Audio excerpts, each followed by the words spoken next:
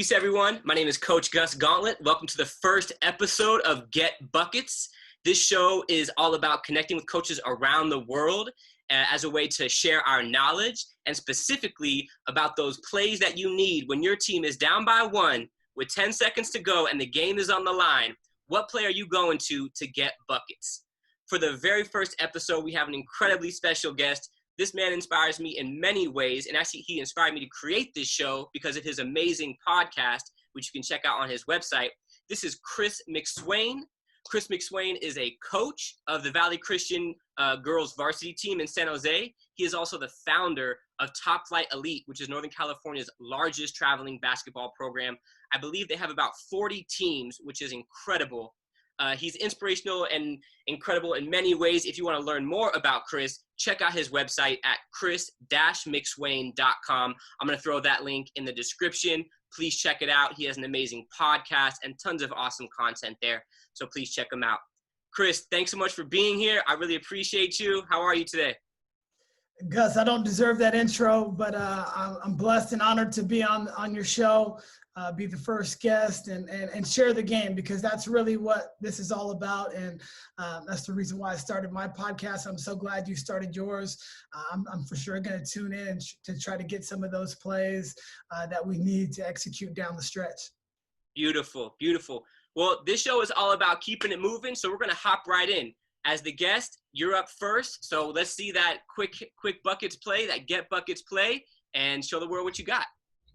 All right, so I will. I'll demo. I'll quickly introduce the play first, and then I'll show you it, how we draw it up, and then I'll show you some actual things that we see in the game that we run. So for me and my team, depending on our personnel, if we have shooters, I always want to go for an outside shot if we're down two or even down one, because if they run you off the three-point line, then you can also get to the basket. So this is something that we run. This is a basic initial set, and we haven't run this for a couple of years, and the videos that you'll see was a couple of years back. We've adjusted it since then, and we have 2 to 3 counters that we can run off of this.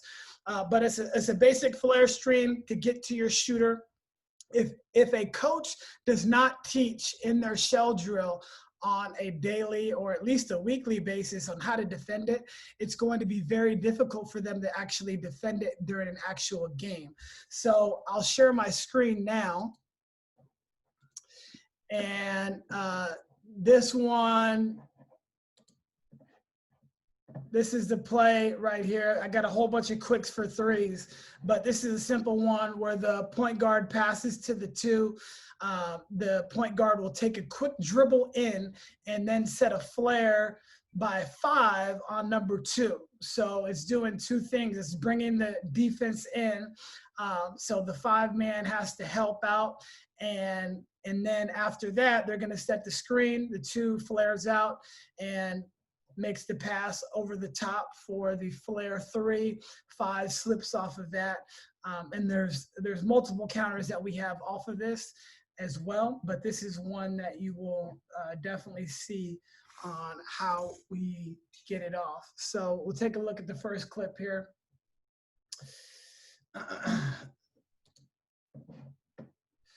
So you'll see point guard gets the basketball. We take an initial dribble to bring in the defense just a little bit, and immediately the flare screen comes here. You see they go under. It's a late contest. We get the shot off, and we'll watch it one more time in real speed. Because the person that was defending the flare doesn't call it out, and all you need is that one step, especially if you're an effective shooter. Here's another one of the same type of thing. One quick dribble. We like to set flare screens with players that aren't used to defending on the perimeter. So if you see that last player, she's stuck in the paint. Doesn't call the screen. We set a good one. And look how much separation this is to get a wide open shot. And the late contest really doesn't matter. And so for those coaches out there, people talk about closeouts. We like to close out to the body. Here's something similar, but we inverted it just a little bit. And I didn't even have this one on there, but we kind of inverted it and just set a little pin down instead.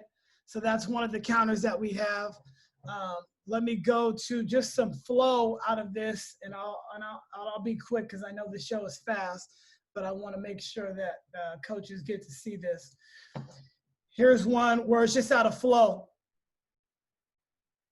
We set it up. We set a flare. They're in a zone, so it works against man or zone, and you're able to kind of see at any time we set this up. Big stays down. They're in a 3-2 zone. There's no chance for them to get out to this shot. And it's already off before you can even get to it. Here's another one in flow. And this is something that we do a lot. Pass, flare it out. I mean, the separation that you get off of this is incredible. And this is just out of our regular offense. And like I said, we have 2 to 3 counters. I've got 2 more to show you. And these ones are very well executed here. So dribble in, set the flare. Again, we're setting the screen with the player that doesn't normally set or defend out there in the perimeter, and it's lights out once you get it. And then we'll go one more here.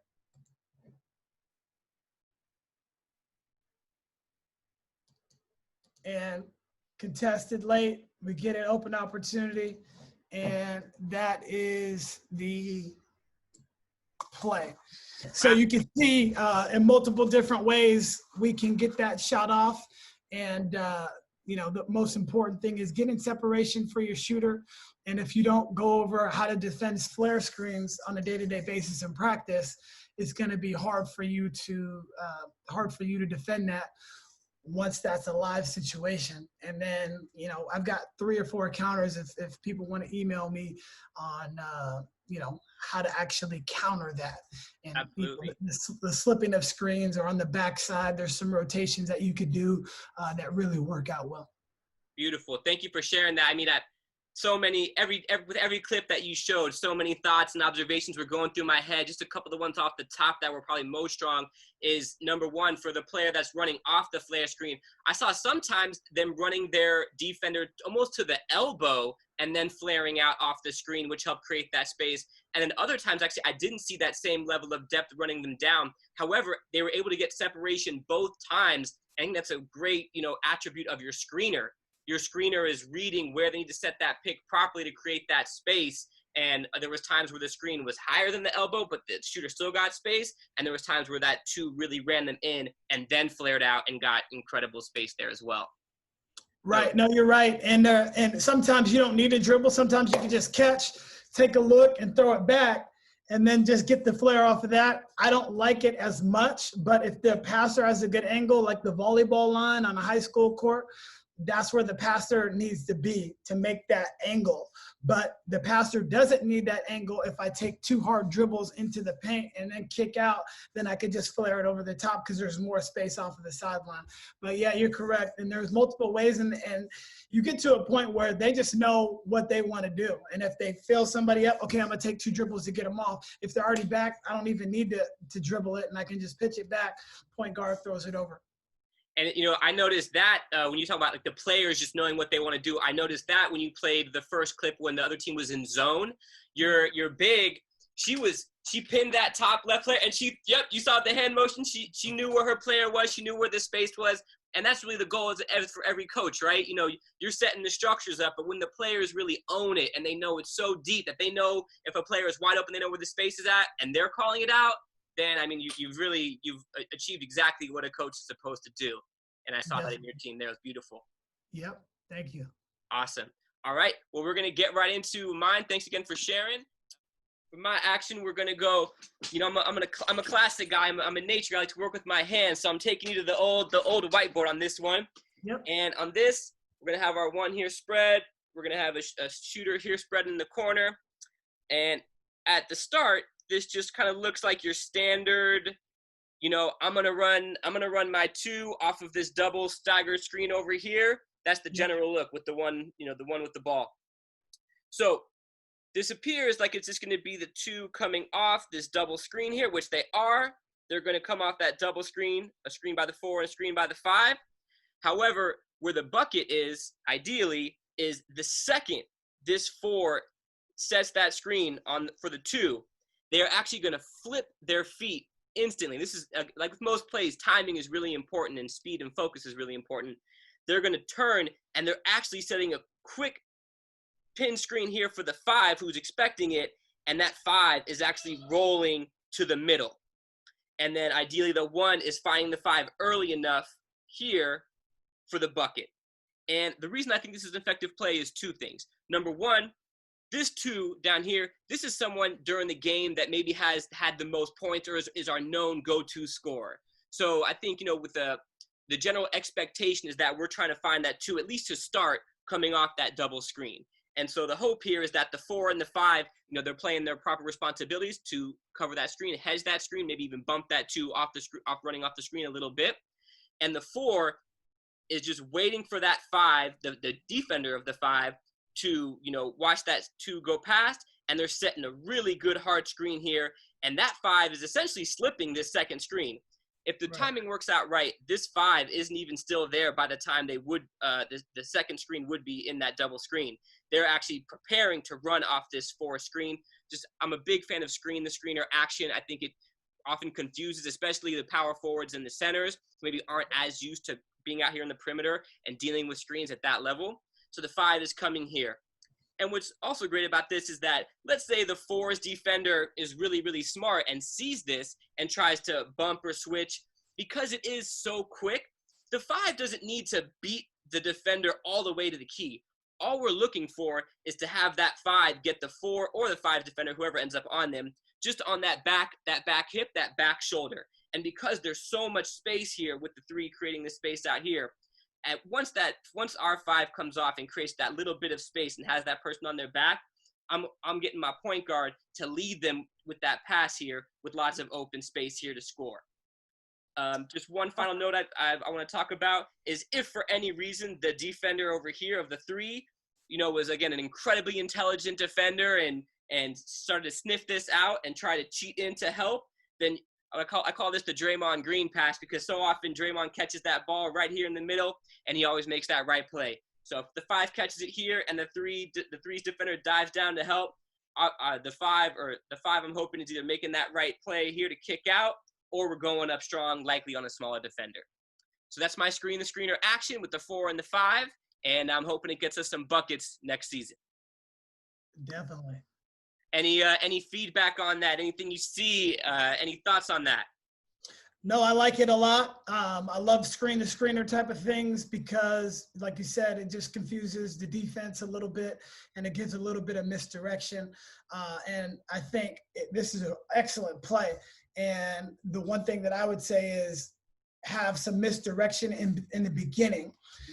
So where you want to get to. You want the 4 and 5 there. That would be my only thing, because if you run that the first time and then, this is for a last second play, but I like a little quick misdirection. And this is very similar to what they did with the Clippers. Doc Rivers used to run this very similar thing for Blake Griffin, but Blake would actually go behind. But I love it. You would go baseline? Yes, he would. So there would be some sort of a little misdirection, but I'll show you real quickly here. Yes, please. You can start with the dribble drive action this way. Run your 2 here. Have him screen for the 3. As that is happening, we know that these 2 want to pin down here. So when the 2 comes off and they just whip them around, so now there's just a little bit of misdirection as it comes in. It's the same exact play. And that's just one of the counters that you could use for it, because now I'm moving the 2 all the way through. I'll move the 3 to this corner. He's not coming up. But it just kind of gives it a little bit more misdirection. And it's the same exact thing. And you just bring on one more layer. And if you do that, I just think there's going to be a lot more open space. But I mean, it's an amazing set And that's how I've started thinking as well. Just, okay, what can I do? And that's why we've gone away from this set that I just showed you, because, all right, it's just one little quick action. And that's why I said I've gotten 3 or 4 other alternative actions after this, or to set that up.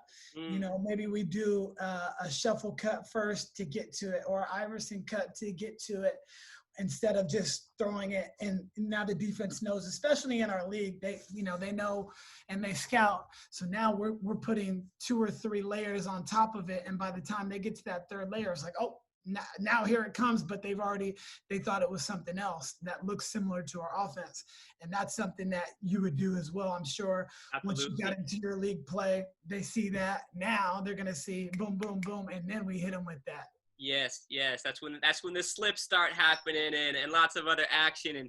And going back to what we said before, that's also when the players start to see it. You know, when an offensive player can tell that the defensive team is starting to expect those plays, sometimes they're even making those choices independently, saying, you know, I know the play was supposed to do this, but I saw my defender cheating, so I just slipped it. I made eye contact with the point guard, and I got that ball backdoor, or something similar to that. Right. That's what I love about the game, man. Absolutely. Well, thank you so much for that feedback. It is really helpful. And that's definitely another part of this show that I'd love to see, is those coaches just, you know, offering ideas, offering other ways to look at it. Because, I mean, you're obviously a much more experienced coach than I am, but there's always so much we can learn at all times. So I really appreciate you for that. By the way, everything that I've learned, I've siphoned from somebody else. Right. Put it into so I'm going to take that and I'm going to put it to how, you know, what the way I can teach it and the way I can, you know, I know it, right? So that's the good thing about coaching. Like everybody's stealing from each other, and I'm definitely going to steal that one. That's going to be in my arsenal for sure. Beautiful. All right. Well, to wrap it up, every time on Get Buckets, I like to ask the coach one unscripted question. So my question for you, Chris, is what makes you a great coach? I think what makes me a great coach, and I think it's a relative term, but just a good communicator with the players. And I think in today's day and age, you have to be less transactional and more transformational. So if you are able to connect with the players on a deeper level, rather than, you know, hey, run through this wall for me, right? They will do that, but they have to understand that person, the coach, cares about you more than just being able to dribble a basketball or get a bucket for you or the entire team. And I just think that's the most important part. Early in my career, I'd be more transactional, only worried about the on-court stuff. But as I've started to do it, and this will be my 16th year coaching high school basketball, I've seen that being more transformational and engaging off the court, knowing who they are, knowing their interests and their likes, has been very paramount to the relationship piece. And I think, you know, as teachers, that is ultimately as coaches, a teacher, right? And we're trying to change behavior, but we can't really change the behavior unless we're engaged with that student athlete. Beautiful. Those are wise words for not just any coach and educator, but for parents and for anyone working in community. So I really appreciate that love that you bring. And thank you so much for being our inaugural guest here on Get Buckets. And again, if you want to learn more about Chris and see all the amazing things that he's doing and people he's connecting with, please check out his website, chris-mcswain.com. And I'll throw that here at the bottom of the video. Chris, have a great day. Again, peace and respect to you. And thanks again. Appreciate you and for what you're doing for the game, Gus. It's really awesome to see. All right. Have a great day. You too.